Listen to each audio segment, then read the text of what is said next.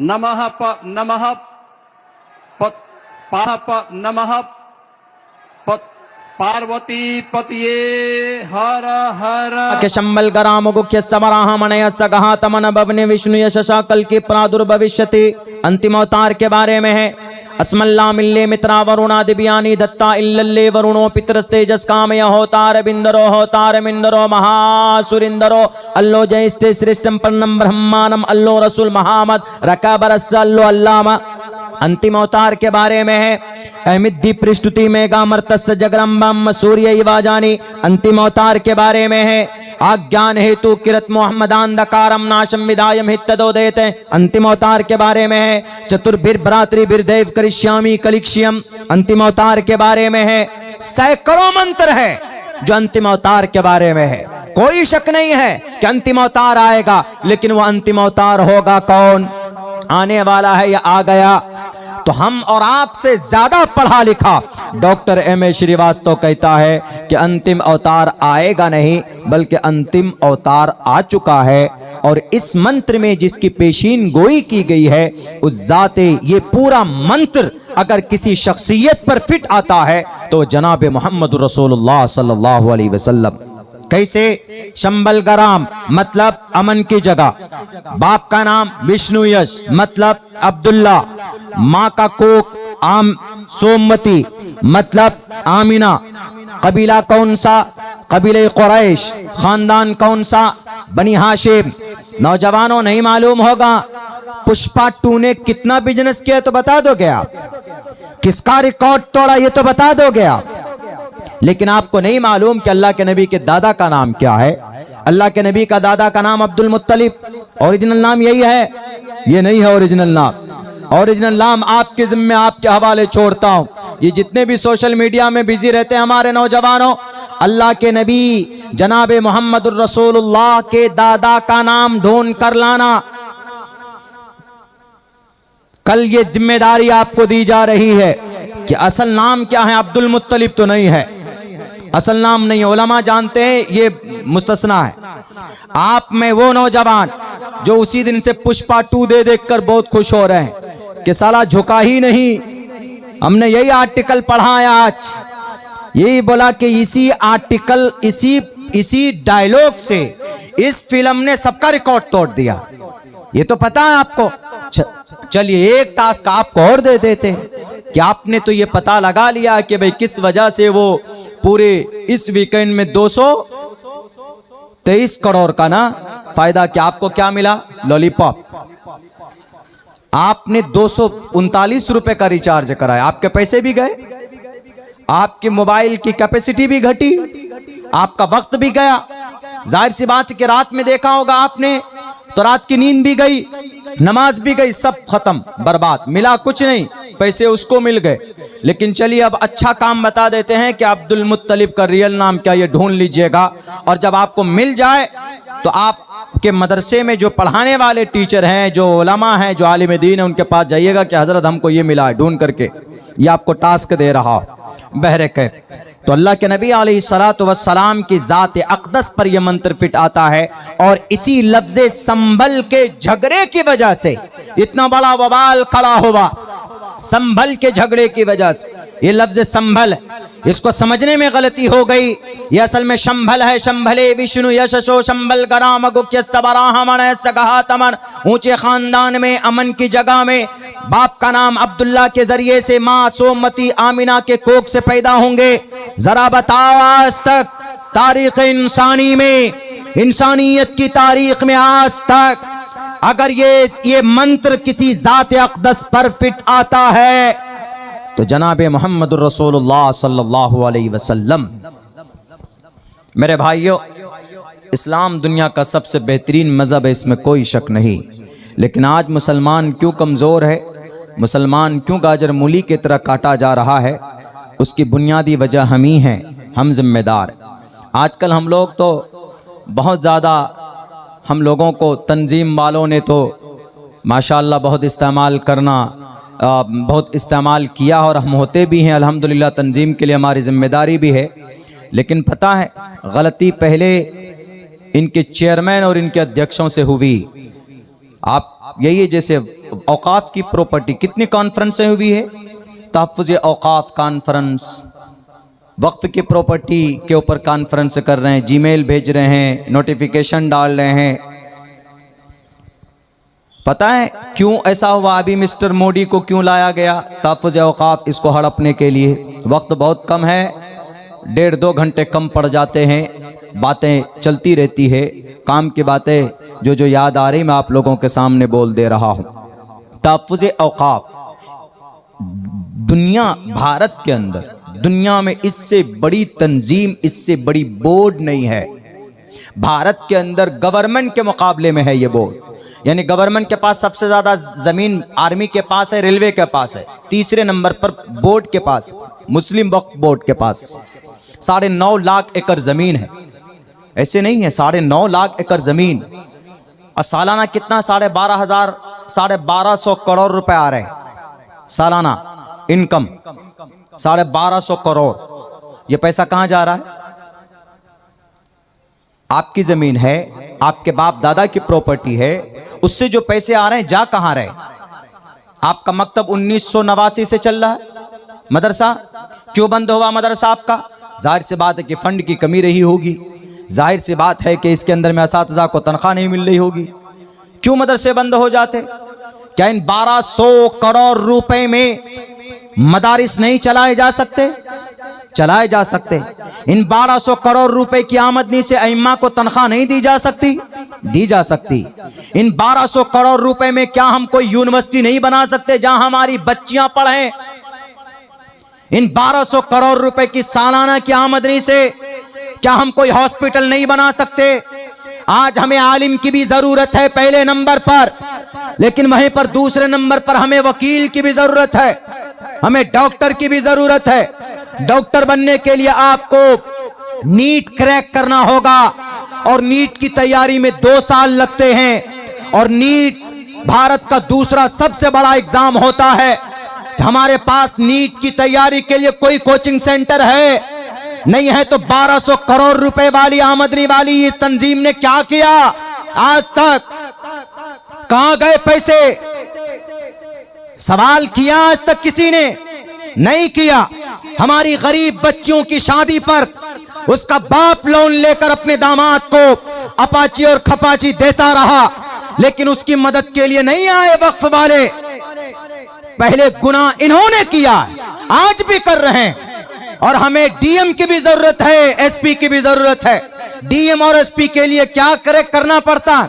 UPSC exam crack करना पड़ता, उसके लिए भी 2 साल की कोचिंग होती। हमारी इन तंजीमों और इन बोर्ड ने आज तक कोई इंस्टीट्यूट, आज तक कोई कोचिंग सेंटर बनाया जहां पर हमारे बच्चे यूपीएससी की तैयारी करें? क्यों नहीं बनाया? गुनाह है। डॉक्टरेट की तैयारी करवाना गुनाह है, यूनिवर्सिटी चलाना बनाना गुनाह है, और हम प्रोटेस्ट करते हैं कि हमारी बच्ची की बुर्के के साथ खिलवाड़ किया गया। तुम्हारे पास क्यों नहीं बच्चों की तालीम के लिए कोई बंदोबस्त है? तुम्हारे पास क्यों नहीं कोई तालीमी ढंग का निजाम है? पहले मुजरिम हम खुद हैं मेरे भाइयों। आपको यकीन नहीं होगा, 25,000 रुपए की जो फ्लैट है वक्फ की प्रॉपर्टी है, महीने की आमदनी 25,000 रुपए का रेंट है, लेकिन वक्फ के फॉर्म पर सिर्फ 2,500 रुपए लिखा जाता है, बाकी 22,500 रुपए उसके पॉकेट में होते हैं। कौन है ये लूटने वाला? टोपी और दाढ़ी वाला हमारे चेयरमैन है ना। चेयरमैन तो कोई और था नहीं, हमारे ही लोग थे सदियों से बैठे हुए इस पर।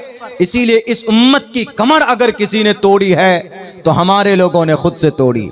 और आज अब जब गले पे आ पड़ी तो चलो जीमेल करो और कानून के सामने खड़े हो, तो अब भी अब्दुल्ला एक रास्ता बताता है आपके इसको रोकने के लिए ज्यादा हाथ पैर मारने की जरूरत नहीं, जीमेल से कुछ नहीं होगा। लिख लीजिए, आपने 6 लाख जीमेल पहुंचाए, वहां पर 10 लाख जीमेल आरएसएस वाला पहले से ट्रांसफर किया हुआ है। आपको क्या करना है? आपको सिर्फ ये करना है कि जिनको हम सेक्युलर मानते हैं उन पार्टियों की अक्सरियत राज्यसभा में है, उनको मजबूर करें कि हमने आपको वोट दिया है, हमारी आज प्रॉपर्टी खतरे में है, आप राज्यसभा में अक्सरियत में है। मोहतरम गांधी साहब और मोहतरम बिहार के नीतीश जी, चंद्रबाबू नायडू, खुले लफ्जों में ये सियासी बात नहीं बल्कि एक रास्ता, एक उपाय बता रहा हूँ। इसको आप लोग ये नहीं लीजिएगा कि मौलाना जलसा तो था तालीम का, तरबियत का, ये सारी चीज़ें उसी की निस्बत पे है। जब हम पढ़े लिखे होंगे तो हमें पता होगा कि हमको कहाँ पर कार्रवाई करने की ज़रूरत है, तो हमें वहाँ पर उन लोगों को मजबूर करने की ज़रूरत है। लोकसभा में हैं वो लोग, अक्सरियत में फ़िरक़े बातिला के लोग जो इस देश को तरक्की में नहीं देखना चाहते हैं, लेकिन राज्यसभा में आप ज़्यादा तादाद में है, आप उसको फोर्स कीजिए तो इंशाअल्लाह ये बिल वहाँ पर पास होने से रुकेगा। खैर चलिए आगे बढ़ते हैं, एक कदम और आगे बढ़ जाते हैं। इस उम्मत को, हम मुसलमानों को यकीनन हमारे लोगों ने कमज़ोर किया है। एक छोटी सी ताज़ा, जो अभी आप लोगों को शायद मालूम भी नहीं होगा, मेरे पास मजबूरी यही रहती कि जब अच्छा वक्त आता है बोलने का तो मेरे पास वक्त ही नहीं होता, चूँकि कल प्रोग्राम हमें कनेक्ट करना है महाराष्ट्र का। यहाँ से हम कलकत्ता जाएंगे, वहाँ से फ़्लाइट लेंगे 1:30 बजे, उसके बाद कल वहाँ पहुँचना। आपकी दुआ रही तो इंशाअल्लाह सही सलामत पहुँचूँगा। एक वाक़या आपको बता देता हूँ, हमारा अक़ीदा कहाँ से जुड़ा हुआ है। हमारा अक़ीदा काबतुल्लाह से जुड़ा हुआ है। पता है काबतुल्लाह में भी कुछ दिनों पहले क्या हुआ है? काबतुल्लाह के पिक्चर के साथ क्या हुआ है, उसके फ़ोटो के साथ क्या हुआ है, शायद आपको मालूम नहीं है। उसके फ़ोटो का ढांचा बनाकर सऊदी अरब के बादशाह ने ये कहा है, सऊदी अरब की राजधानी रियाज में वहां पर एक 250 लोगों को, कौन, गाने वालों को बुलाया, गाने वालों को बुलाया गया और यूं कहा गया गाइए, परफॉर्मेंस दिखाइए, 8-8 करोड़ रुपए लेकर। कम वक़्त जालिम गजा पट्टी में 17,500 मासूम बच्चे शहीद कर दिए गए। मुल्क शाम के अंदर जो आज हरकत के अंदर है, 8.5 लाख लोग वहां पर, 5.5 लाख शहीद हुए, 3-3.5 लाख लोग बेघर हुए। वहां पर कोई मदद नहीं पहुंचा सके और 8 करोड़ रुपए गाना गाने वालों के लिए है इनके पास पैसा, वहां के फरमारवा के पास। वो तो छोड़िए जो कुछ भी किया तुमने किया, लेकिन काबतुल्लाह की छत पर उसकी एक तस्वीर बनाई गई, 3D पिक्चर बनाई गई। 3D के अंदर दिखाया गया कि काबतुल्लाह के छत के ऊपर एक लेडी सिंगर है जो अमेरिका की है, USA की है, और वो गाना गा रही है माइक लेकर, और पूरा वहां परफॉर्मेंस किया गया। यानी म्यूजिकल फेस्टिवल, दुनिया का सबसे बड़ा त्यौहार गाने का, ये सऊदी अरब के अंदर 19 नवंबर सन 2024 को ये ऑर्गेनाइज किया गया। जब उनसे कहा गया कि आपने ये गलती क्यों की, तो उन्होंने कहा कि हम तरक्की करना चाहते, हम अल्लाह की दी हुई तेल पर नहीं रह सकते। अल्लाह का दिया हुआ ये तेल सन 2025 तक बंद हो जाएगा। जिब्राइल अमीन ने बताया था कि बंद हो जाएगा।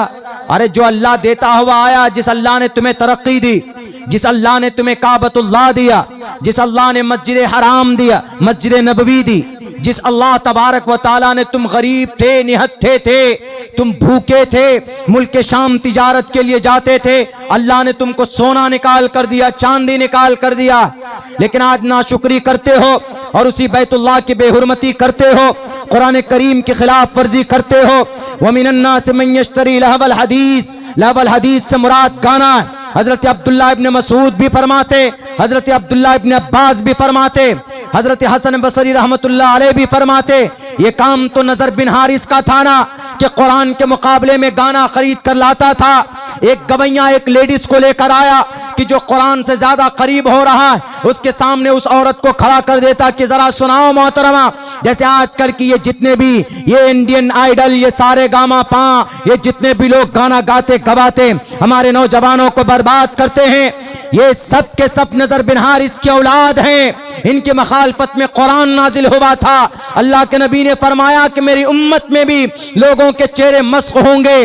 किसी ने पूछा कि अल्लाह के नबी वो मुसलमान नहीं होंगे? तो सहाबी ने जब पूछा तो अल्लाह के नबी ने कहा कि वो मुसलमान भी होंगे, वो रोजे भी रखेंगे, लेकिन शराब के आदी होंगे, लड़कियों के शौकीन होंगे, गाने बजाने वाले होंगे, गाने बजाने वाली औरत के शौकीन होंगे, और रातों को जब वो लोग ये शौक पूरा करेंगे तो सुबह उनके चेहरे मस्क हो चुके होंगे। ये बात सच है। कि पूरी उम्मत को तबाह नहीं किया जा सकता बैक वक्त, लेकिन फर्दन फर्दन चेहरे मस्ख किए जा सकते हैं। 70 हदीसें अल्लाह के नबी अलैहिस्सलातु वस्सलाम की इस ताल्लुक से मौजूद है। मेरे उम्मत के लोगों, मेरे नौजवानों, इसलिए गुनाह से दूर रहो और गाने से खुसूसन दूर रहो। वहां पर काबतुल्लाह अगर पेश इमाम में सजदे की जगह पर काबतुल्लाह की तस्वीर बनी होती है तो हम वहां कदम नहीं रखते, इतना एहतराम करते, और तुम गाना और डीजे और डांस करवाते हो। 57 ममालिक हैं मानता, लेकिन सब के सब गुलाम हैं इन यहूदियों के, सब के सब गुलाम हैं इसराइल के। नोट की गड्डियां लिए हुए और उनके कठपुतली बने बैठे। मेरे भाइयों, मैं बोल रहा हूं, चूंकि मेरे पास ये सारी चीजें आई तो मैं उस फरीजे को अदा कर रहा हूं जो कि अल्लाह के नबी अलैहिस्सलातु वस्सलाम ने अपने हदीस के अंदर बयान फरमाया है। मन रआ मिनकुम मुनकरन फल्युगय्यिरहु बियदिही फइल्लम यस्तती फबिलिसानी फइल्लम यस्तती फबिक़ल्बी वज़ालिका अज़अफ़ुल ईमान। आपकी भी जिम्मेदारी बनती है, अगर समाज के अंदर कोई बुराई देखते हैं, अगर कोई अपने अकीदे को छोड़कर शकीलियत को भी इख्तियार करता है। अभी बताया मौलाना ने कि यहाँ पर दीन से इर्तिदाद भी बहुत ज़्यादा है, हमारे मुसलमान लोग फितने शकीलियत की तरफ जा रहे हैं। एक बात याद रख लो, अगर आपने अपने ईमान का सौदा किया, या अय्युहल्लज़ीना आमनू मन यर्तद्द मिनकुम अन दीनिही, तो मेरे भाई फयमुत व हुवा काफिरुन फउलाइका हबितत आमालुहुम, तो आपके लिए हमेशा के लिए जहन्नम है और रुसवाई। मेरे भाइयों, मेरे नौजवानों, मेरे साथियों, दुनिया का सबसे बेहतरीन मज़हब इस्लाम है। इस पर अमल की ज़रूरत है और सख्ती के साथ, तशद्दुद के साथ, बल्कि शिद्दत पसंदी के साथ और गर्व के साथ आप मुसलमान बन कर रहिए। इंशाअल्लाह तबारक व तआला अल्लाह की तरफ से नुसरत और मदद होगी, कोई आपके मुकाबले में नहीं आएगा। आहिस्ता आहिस्ता दिखा रहा है। कुछ दिनों पहले आपने देखा कि मुल्क शाम के अंदर, अभी 2 दिन पहले, वहां पर एक जालिम, एक जाबिर, जिसने कुल हु अल्लाह को बदल दिया था।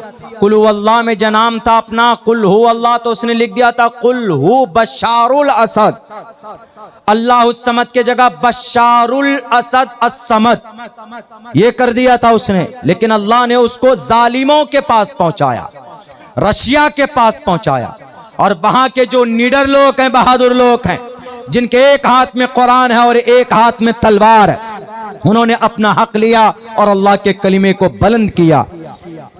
आप लोग भारत के अंदर मजबूत बनिए।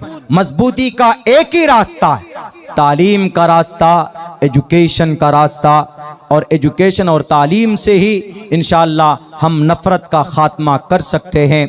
वरना जितने एक्टिव होते हैं ना कि 2 घंटे के अंदर में सर्वे रिपोर्ट, 2 घंटे के अंदर में सुनवाई हो जाती, यहाँ माँ मर जाती है, उसकी बेटी की इज्जत लूटी जाती है, उसको सुसाइड करना पड़ता है, तब जाकर उसका केस FIR दर्ज होता है, केस बुक होता है उसका। और यहाँ पर जनाब मंदिर मस्जिद का झगड़ा आते ही फौरन 2 घंटे में काम शुरू। वाह भाई वाह, विजय माल्या को पकड़ने में इतनी चुस्ती दिखाते तो 9,000 करोड़ रुपए लेकर नहीं भागता कमबख्त, लेकिन नहीं दिखाएंगे। बस सिर्फ ये टोपी और इन मस्जिद और ये मदरसा, बस यही इनका चलता रहेगा। इन सब चीज़ों का खात्मा हम सिर्फ एक ही ज़रिए से कर सकते हैं, वो तालीम का रास्ता है। और इन नौजवानों ने आपकी बस्ती के अंदर जो ये इदारा है आप लोग चलाइए, अल्लाह तौफीक दे इन तंजीमों को, ताकि ये उतर कर आएँ और कौम के लिए कुछ काम करें, एजुकेशन के ऊपर काम करें, हॉस्पिटल के लिए काम करें और इंस्टीट्यूट के ऊपर काम करें, तालीमी मदारिस जहाँ जहाँ पर हैं इनके लिए काम करें। और जितने भी उलमा हमारी मेहनत मशक्क़त करते हैं उनके कंधे से कंधा मिलाकर इनको सपोर्ट करेंगे तो इंशाअल्लाह तालीमी निज़ाम का माहौल हमवार होगा। और तालीम जब तालीम सिस्टम और निज़ाम आएगा तो इंशाअल्लाह तबारक व ताला खुशहाली भी आएगी। अल्लाह से दुआ करता हूँ, अल्लाह सुब्हानहू व ताला जो बातें कही गई है उन तमाम बातों पर हम तमाम मुसलमान